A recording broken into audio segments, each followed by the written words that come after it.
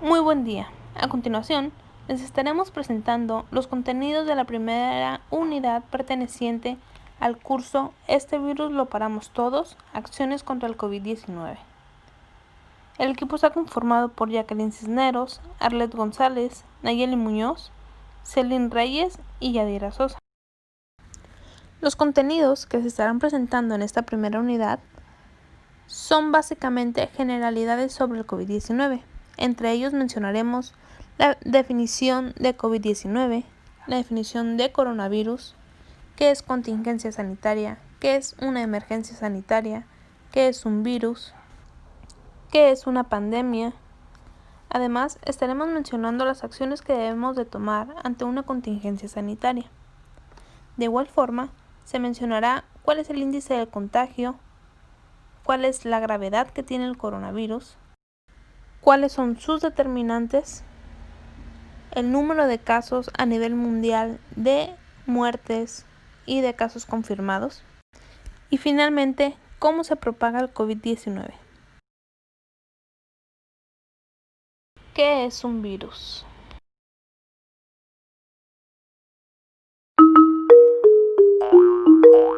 Smile and Learn. Hoy aprenderemos sobre los virus. ¿Alguna vez has tenido gripe? ¡Achú! ¿Te has preguntado a qué se debe? ¡Achú!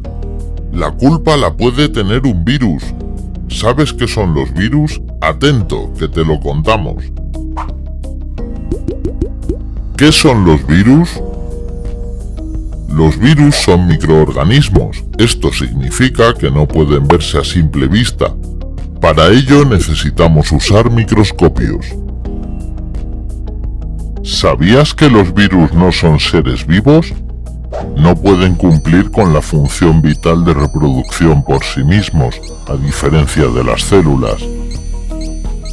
Para poder cumplir con las funciones vitales, los virus necesitan un hospedador, es decir, un ser vivo en el que quedarse a vivir. Cuando esto ocurre, el hospedador será infectado por el virus. A partir de este momento, el virus podrá replicar su material genético en las células del hospedador y se copiará muchas veces infectando todo el organismo. Por eso, los virus se denominan agentes infecciosos. Estructura de los virus. Los virus son muy sencillos y se encuentran en casi todos los ambientes. Su estructura básica está formada por una cubierta exterior llamada cápside y el material genético que se encuentra en el interior. La cápside está compuesta normalmente por proteínas y el material genético, que puede ser ARN o ADN, contiene la información necesaria para elaborar y formar la estructura completa del virus. Algunos virus pueden tener una cubierta adicional que los envuelve. ¿Cómo se transmiten los virus? Los virus pueden transmitirse por diferentes vectores como los animales, el agua, el aire, los alimentos o los objetos. Un vector es el portador de un virus que puede infectar a otros organismos. Por ejemplo, un mosquito con su picadura puede propagar un virus a otro animal. Cuando tosemos, los virus se distribuyen por el aire transmitiéndose muy fácilmente, contagiando a los seres vivos que haya alrededor. Por eso, es recomendable taparse la boca al toser con la parte interna del codo. Así evitamos también propagar el virus por contacto con nuestras manos. Además, se puede prevenir la transmisión por contacto con objetos con hábitos de higiene, como lavarse bien las manos con frecuencia. Vacunas. Como te hemos comentado, algunos virus producen enfermedades como la gripe. Por suerte tenemos nuestro sistema inmune que es el encargado de defendernos contra los virus. Como método de prevención existen las vacunas. Las vacunas preparan a nuestro sistema inmune enseñándole a reconocer los virus. Es como cuando te presentan a una persona. Esta deja de ser un desconocido y la segunda vez que lo veas ya lo reconocerás. Lo mismo pasa con las vacunas y el sistema inmune. La vacuna le presenta el virus al sistema inmune y si en algún momento aparece el virus en nuestro cuerpo, el sistema inmune lo recordará y podrá actuar. De esta manera evitaremos ponernos enfermos. Por otro lado, tenemos los medicamentos, que pueden aliviar los síntomas, pero no curarnos de una infección vírica. Enfermedades. Algunas enfermedades comunes producidas por los virus son la gripe, los resfriados o algunas gastroenteritis. Hay algunos virus que todavía no cuentan con una vacuna que los combata y por esto pueden llegar a ser mortales. Para solventar este problema, científicos de todo el mundo trabajan duro para dar con las vacunas que salvarán millones de vidas en el futuro. Hay enfermedades producidas por los virus que han disminuido su efecto gracias a las vacunas. Algunas son el sarampión, las paperas o la rubeola. Sin embargo, para la gripe es recomendable que la población en riesgo, como los niños, ancianos o personas con asma, se vacunen cada año.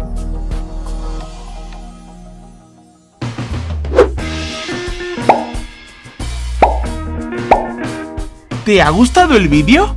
Tenemos muchos más. Suscríbete al canal de Smile and Learn haciendo clic en la foto. Ah, y si quieres seguir aprendiendo, haz clic en los recuadros. Una vez conociendo qué es un virus, podemos continuar definiendo lo que son los coronavirus. Los coronavirus son una familia de virus conocidos por causar enfermedades tanto en animales como en seres humanos. Estos pueden ir desde un resfriado común hasta enfermedades más graves como el síndrome respiratorio agudo o bien la enfermedad que actualmente está presente en todo el mundo conocida como coronavirus o bien COVID-19. Como dato importante, se puede decir que en China se detectó un coronavirus no identificado en un paciente durante un episodio respiratorio. Este incluía una neumonía atípica y fue presentado en el año 2019 en el mes de diciembre. A partir de ahí, se identificó la enfermedad y se le nombró al virus COVID-19 o bien SARS-CoV-2, nombrado así por sus siglas en inglés. Ahora bien, una vez definidos los términos anteriores, se puede decir que el COVID-19 es la enfermedad infecciosa causada por el coronavirus, que se ha descubierto más recientemente. Actualmente, el COVID-19 es una pandemia que ha afectado a muchos países en todo el mundo. El hecho de que haya afectado a diversos países es considerado ya una pandemia, la cual es definida como una enfermedad epidémica que se ha extendido a muchos países o que ha atacado a casi todos los individuos de una localidad o de una región. Hoy en día, el COVID-19 es una pandemia, pero a su vez es considerada como una contingencia sanitaria. La contingencia sanitaria es una causal de suspensión colectiva de las relaciones laborales. Esto según el artículo 427 de la fracción 7 de la Ley Federal del Trabajo. Y esta suspensión es sin distinción entre los sectores públicos, sociales o privados. ¿Qué quiere decir esto? Quiere decir que la suspensión de las labores derivada de una contingencia sanitaria ya declarada implica el pago de una indemnización de un día de salario mínimo máximo por un mes. Todo esto según el artículo 429 de la fracción 4 de la Ley Federal del Trabajo. A diferencia de la contingencia sanitaria, una emergencia sanitaria se declara por causa de fuerza mayor. Todo esto según el artículo 427 de la fracción 1 de la Ley Federal del Trabajo. La emergencia sanitaria declarada ya tiene como objetivo reducir el riesgo de contagio de los trabajadores y establecer modalidades de teletrabajo, trabajo a distancia o análogos, pero no se suspenden las relaciones laborales. Las medidas derivadas de esta emergencia prevén establecer un procedimiento especial colectivo según el artículo 429 de la fracción 1 de la Ley Federal del Trabajo. Las acciones que se deben de tomar ante una contingencia sanitaria son las siguientes. La más importante es el lavado de manos frecuentemente con agua y jabón las veces que sea necesario. De igual forma, es importante que no se compartan los alimentos, así como también los vasos y los cubiertos. Mantener una limpieza en el área de trabajo, así como en el equipo que se está utilizando, es un factor importante para evitar la propagación del virus a través de contacto por objetos contaminados. También es importante evitar acudir a los sitios muy concurridos. Esto podría aumentar el riesgo de contagios de una persona a otra. Es importante también mantener una buena ventilación y permitir la entrada del sol, ya sea a los cuartos, a los salones, a las oficinas, laboratorios o en cualquier sitio en el que se encuentre. El comer frutas y verduras y por lo menos tomar 8 vasos de agua al día es otra de las acciones que debemos considerar. Si usted o algún conocido presenta síntomas, es importante hablar con un médico y, si es necesario, acudir a un hospital para recibir atención médica.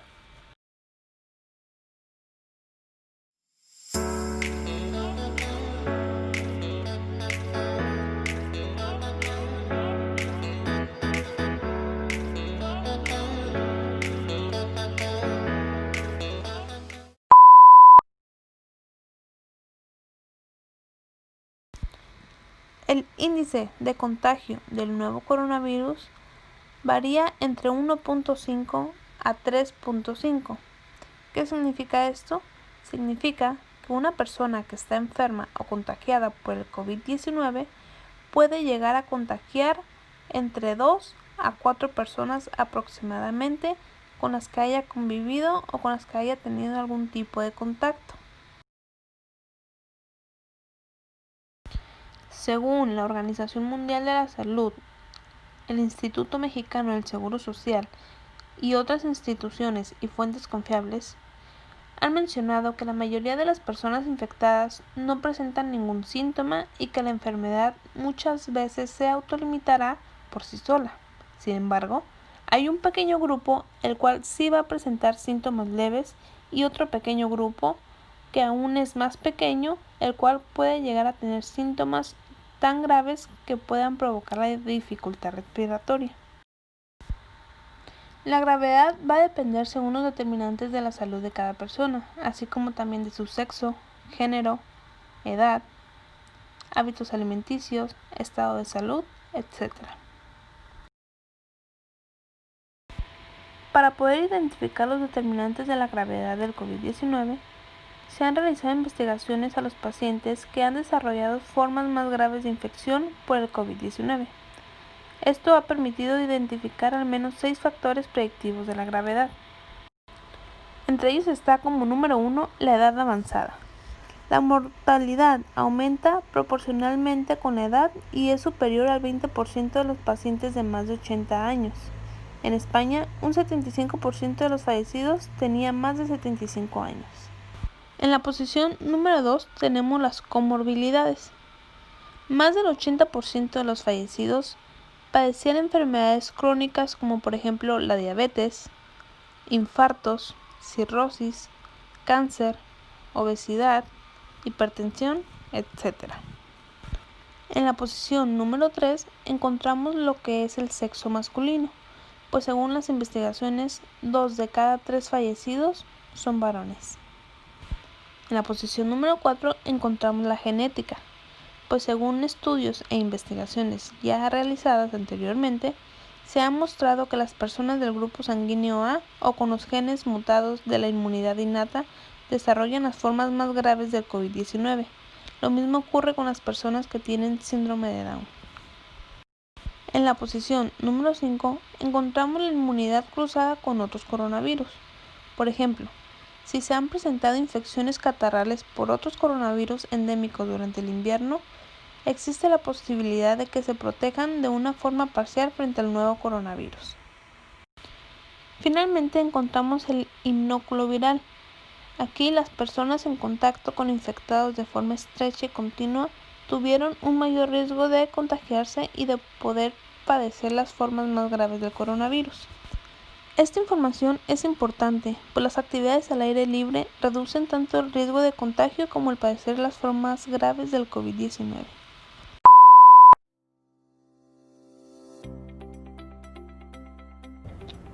Buen día, soy el doctor Luis Miguel Gutiérrez Robledo, soy geriatra y director del Instituto Nacional de Geriatría.